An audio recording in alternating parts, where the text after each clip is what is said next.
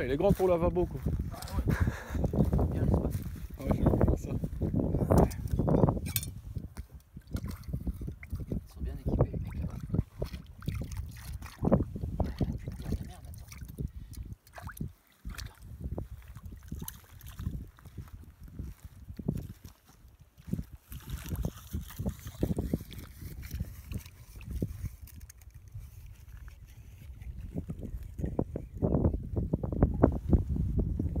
Il a laissé la sangle derrière le 4x4.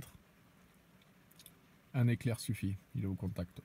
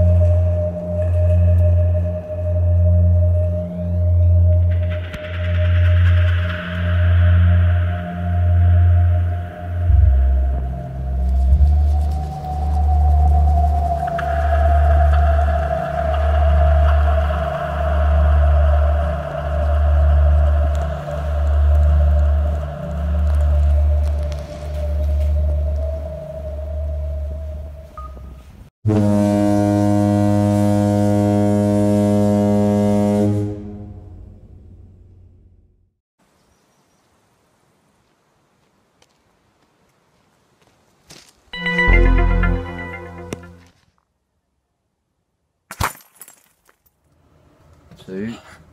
Alors l'archerie, plus particulièrement l'arbalète. Alors pourquoi déjà parce que je suis resté un gamin, hein. J'espère le rester encore longtemps. Ensuite parce que bon, allez, philosophiquement, on peut considérer que le monde se divise en deux catégories, les cow-boys et les indiens. Et que voilà, sans savoir vraiment pourquoi, j'ai toujours pris parti pour les indiens. Et puis troisièmement, parce que c'est une arme très intéressante. On a fait des grandes avancées au niveau des matériaux, avec la fibre de verre, le carbone. Voilà, on a atteint un savoir-faire assez grand et donc on est capable aujourd'hui de produire des arbalètes de très grande puissance avec une pénétration de flèche supérieure à un calibre de carabine. Pénétration. Donc, je vais essayer d'aborder un petit peu toutes les idées là-dessus. Voilà. Alors, ouais, c'est le survivaliste qui avait fait un article sur son blog. Alors je sais pas si c'est le même qui fait les vidéos YouTube, j'en sais rien, peu importe. Il avait fait un article assez développé, tout ça. L'arbalète, arme de survivaliste, oui, non, machin. Bon, lui, il concluait que non. Je suis pas d'accord avec lui, même si son article est très bien fait, tout simplement parce que dans toute sa logique, dans toute sa déduction, il évolue dans un milieu urbain. Alors déjà, c'est pas une arme de ville, hein, on est bien d'accord. C'est une arme qui est destinée à la nature, déjà. Et ensuite, les villes qu'on connaît aujourd'hui, en cas de problème, ce sera plus les villes qu'on connaît aujourd'hui. Hein. Le mec, je sais pas si vous allez m'entendre avec la famille. À ce sujet-là, je vous invite à vous rapprocher de la nature. Tout simplement parce que si vous et moi on fonctionne avec des émotions, c'est pas le cas du système. Le système fonctionne de manière rentable, pas rentable.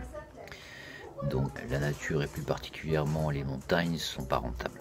C'est très cher, ça coûte de construire des routes, de construire des infrastructures, donc ils y vont pas. Et donc on est tranquille dans les montagnes. Donc j'espère que les plus intelligents d'entre vous se dirigeront vers les montagnes quand ça va merder. Parce que ça merdera, hein, c'est une évidence. Hein. Ma femme m'a fait un bonnet, alors ça me fait un peu une tête de capote. Passons. Oui, donc une arme dédiée à la nature, bien évidemment. On ne se trimballe pas en ville avec une arbalète sur le dos. Voilà. Donc dans son environnement, c'est selon moi une arme très efficace. Ce que je peux vous dire d'autre en général. Donc aujourd'hui, on atteint des puissances, on va dire de 350 à 400 FPS, donc foot par seconde, qui tourne en gros autour de 400 km/h pour une flèche, avec une pénétration, donc comme je vous l'ai dit, supérieure à un calibre de carabine. Qu'est-ce que ça veut dire? Ça veut dire que, par exemple, si tu remplis 5 bidons peut-être pas de sable, mais d'un matériau comme ça, et tu tires une bastos de carabine, je sais pas, un 764 ou supérieur, qu'est-ce que ça va faire? ça va éclater. Mettons les 3 premiers bidons, ils vont partir, ils vont exploser, et les 2 derniers, ils vont pas être touchés, ils vont être nickel. Avec une flèche, alors je précise bien une flèche d'arbalète, hein, parce qu'une flèche d'arc c'est quand même beaucoup moins puissant, t'as pas du tout la même force de frappe. Donc avec une flèche d'arbalète moderne, tu vas tirer dans les 5 mêmes bidons, tu vas transpercer tout simplement les 5 mêmes bidons, et ta flèche elle va aller s'encastrer dans la plaque de bois que tu as mis derrière. Donc en termes de pénétration, c'est meilleur qu'une des armes à feu de calibre quand même assez calibre costaud quoi. Alors il y a tout un tas de matos que je vous montrerai après. Alors l'arbalète, qu'est-ce que c'est? Clairement, simplement c'est un arc, hein. Voilà, que ça, si tu l'enlèves, c'est un arc qui est posé sur un fût, une crosse, un fût, voilà, on appelle ça un fût. Quel intérêt?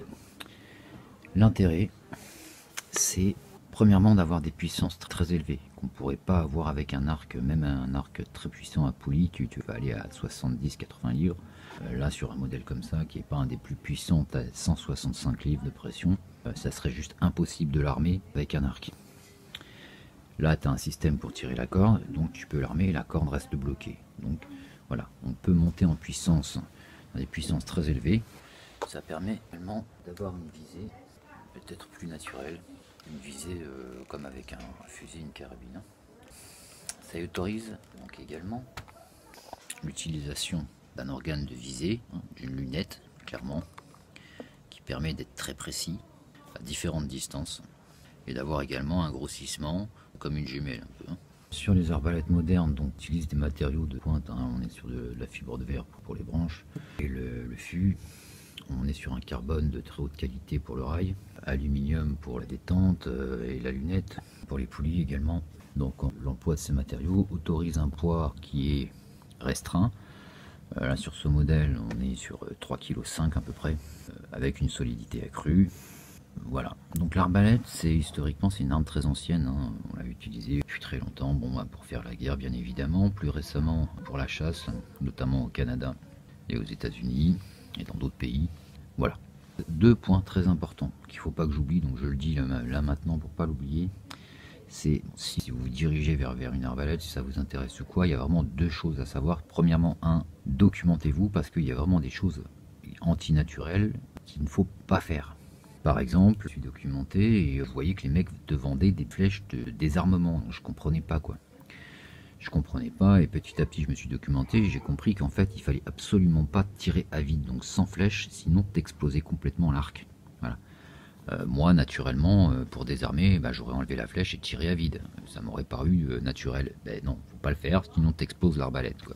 C'est un exemple, mais il y a pas mal d'exemples comme ça, donc documentez-vous avant de faire une grosse connerie. Pareil, si tu laisses dépasser les doigts ici, là t'as plus de doigts, hein, c'est terminé. Voilà, donc vraiment documentez-vous avant de faire une grosse connerie. Deuxièmement, chaque fabricant a ses suggestions, il faut les suivre, c'est dans ce domaine-là très important, notamment sur le poids des flèches, respecter les données constructeurs et conseils constructeurs. Il y a 2 grandes marques sûres qui sont Excalibur pour les récurves, les sans poulies, et Tainpoint pour les armes à poulies. Il y a d'autres marques hein, comme Barnett, des marques qui viennent des armes à feu, mais on va dire qu'Excalibur et Tainpoint, c'est vraiment les 2 grosses marques sur le marché de l'arbalète. Alors, j'ai l'esprit très désordonné hein, depuis mon accident, donc j'ai beaucoup de mal à faire un truc structuré et logique, donc j'oublie certainement beaucoup de choses. J'en rajouterai peut-être au fur et à mesure si je m'en rappelle. Ce modèle est livré avec un carquois qui peut contenir des flèches, 3 flèches, qui se fixe donc à l'arbalète. Hein. Sur une arbalète, on est en gros sur des flèches de 20 pouces. Alors, au niveau des mesures, on est sur des données des unités américaines. Hein. Les pouces, les yards, voilà, il faut les convertir après en données européennes. Tout le monde du tir à l'arc, de l'arbalète, de l'archerie et en données américaines. Donc on va utiliser des flèches de 20 pouces pour ce modèle. Ça peut aller jusqu'à 22 pouces. Donc on est sur des flèches beaucoup moins longues que pour un arc. Hein. Les pointes, donc on a différents types de pointes en fonction de ce qu'on recherche en fait. Alors là, on est clairement donc sur des pointes cibles. On appelle ça des pointes cibles, point de field, pointe de pratique. C'est des pointes qu'on utilise donc pour du tir sur cible. Ensuite, on peut avoir ce type de pointe. On va appeler ça des blunts. Pour la chasse à l'arc, c'est des pointes qui vont être utilisées pour le tir au vol d'oiseaux par exemple. Tout simplement parce que quand ta flèche va retomber, si elle finit dans le cul d'une grand-mère, forcément, si c'est une pointe, ça fera beaucoup plus de dégâts que si c'est une blunt. Voilà, donc ça c'est pour la chasse à l'arc. Sinon, c'est une pointe qui marche bien pour éclater des canettes, carreaux, voilà, ce genre de trucs, quoi. Ça marche pas mal. Ensuite, on va avoir ce type de pointe. Donc on appelle ça des pointes judo. À chaque fois, c'est le même principe, hein. Ça se dévisse et ça se visse. Pointe judo, pareil, pour la chasse à l'arc, c'est une pointe qu'on va utiliser pour le petit gibier. Sachant que sur une pointe dite chasse, tu vas traverser, tu vas exposer le gibier, quoi. Donc typiquement du petit gibier, très petit gibier. Ensuite on passe du lourd, on va avoir des pointes, on appelle ça les pointes chasse. Bon là c'est la mort, hein. Clairement, purement simplement c'est la mort. Donc c'est des lames qui sont faites pour, pareil hein, pour la chasse à l'arc, causer la plus grosse hémorragie et tuer l'animal le plus rapidement possible. Donc là on est sur une pointe dite mécanique parce qu'elle est articulée. Pourquoi? Tout simplement parce que sur des pointes fixes comme ça, ta pointe a tendance à ne pas voler de la même manière que sur une pointe de cible. Et donc ça va te poser un problème quand tu vas être en face de ton gibier. Avec le système de pointe mécanique, ça vole comme une cible, comme une pointe cible. À l'impact, ça s'ouvre. Et ça cause donc une hémorragie énorme. Donc ça c'est pour la chasse à l'arc. Hein. Je précise bien, pour la chasse à l'arbalète, il faut aller au Canada ou aux États-Unis pour l'instant. Voilà pour les flèches. Alors, pour les flèches, on utilisera des flèches carbone. Hein. Flèches carbone, seul matériau capable d'apporter la rigidité nécessaire à la puissance. Les flèches bois, on évitera carrément. Après, les flèches alu, on pourra utiliser les flèches alu aussi, ouais. Le carbone, c'est quand même qui me paraît le plus indiqué pour une arbalète moderne. Alors, c'est un peu comme la pêche. Hein. Au début, tu perds beaucoup de flèches, ça coûte cher. C'est un peu comme les leurres. Hein. Quand tu pêches, tu paumes tes leurres, t'accroches sans arrêt, tu t'arrives à rien. Et puis, petit à petit, tu sais ce qu'il faut pas faire. T'évites de bousiller ou de paumer tes flèches. La flèche est composée donc du fût en carbone. Au cul, les talons, les nocks. Donc ça, c'est les tine points. Mais tu peux avoir des flat nocks. Devant tu as un insert, donc ça c'est des inserts en laiton qui sont assez lourds, qui permet donc de visser, donc ça va dans le fût, c'est collé fixé dans le fût, et ensuite tu viens visser ta pointe sur l'insert. Tu auras également des vannes, des plumes, des vannes plastoc, qui sont donc collées sur le fût carbone et qui permettent de stabiliser la flèche en vol. Voilà en gros pour la composition des flèches. Sachant que, encore une fois, c'est le manufacturier qui va te conseiller quel type de flèche utiliser, quel poids utiliser. Par exemple, sur ce modèle, si tu utilises une flèche de 370 grains, donc qui est une flèche relativement légère, 370 grains, tu atteindras une vitesse de 385 fps, ce qui est très rapide. A l'inverse, si tu augmentes le poids de ta flèche, tu vas diminuer un petit peu ta vitesse, mais tu auras une plus grosse force de frappe. Donc si tu montes à 425 grains par exemple, qui sont les flèches que j'utilise en général, tu vas descendre à 365 fps, donc une flèche un peu moins rapide, mais avec une force de frappe un petit peu plus supérieure. T'as vu un peu? Quand tu parles bien. Je crois que j'ai fait à peu près le tour, alors je rajouterai s'il y a des trucs qui me viennent à l'esprit, sachant que là on est sur des généralités sur l'arbalète, on n'est pas sur une revue, on n'est pas sur, je dis un petit peu comme ça vient. Comparatif avec l'arc, en termes d'empattement, on est à peu près sur la même longueur, sur le même empattement, sauf que l'arc va être beaucoup moins épais. Là tu as l'épaisseur de la crosse, c'est pas foutu pareil, mais bon. D'une manière générale, c'est plus facile de ranger un arc qu'une arbalète. Hein. Ensuite, une arbalète, c'est minimum 2 fois la puissance d'un arc. Hein, d'un arc puissant. Hein. Donc, en termes de puissance, c'est 2 fois plus puissant. Avec une précision, tu mets tes 3 carreaux à 60 mètres dans une pièce de monnaie. Si ta lunette est bien réglée, bien évidemment. Voilà. Donc, si vous avez des questions, n'hésitez pas. Hein, j'y répondrai autant que je peux. Oui, ça me revient. Il y a 3 points que j'ai pas abordés. Alors, un point important, c'est le silence. Le silence d'exécution, donc comme l'arc, hein, qui est un point très important. Donc tu peux décocher des flèches en silence. Autant une carabine est immédiatement localisée, autant avec un arc ou une arbalète, tu peux tirer en silence. Donc ça c'est un point très important. Un autre point que j'ai pas abordé, c'est le prix quand même. C'est-à-dire que ça va de 500 balles à plusieurs milliers d'euros. C'est en gros les mêmes tarifs que pour une carabine. une arme à feu. Et enfin, j'ai pas abordé la législation, donc je le ferai pas parce que c'est pas mon truc. Juste, chacun prend ses responsabilités hein, avec ce qu'il fait, avec ce qu'il croit. Mais il y a 3 mois, je crois, il y a des petits connards qui se sont amusés à tirer avec une arbalète sur une bagnole de keuf. Bon, aujourd'hui, on peut s'en procurer légalement, mais encore 2-3 trucs comme ça, et puis ça sera interdit, quoi. Donc le monde, c'est aussi nous qui le faisons, et c'est complètement débile, quoi. Bon, je pense avoir fait le tour. Salut les mecs, à plus tard. Ciao.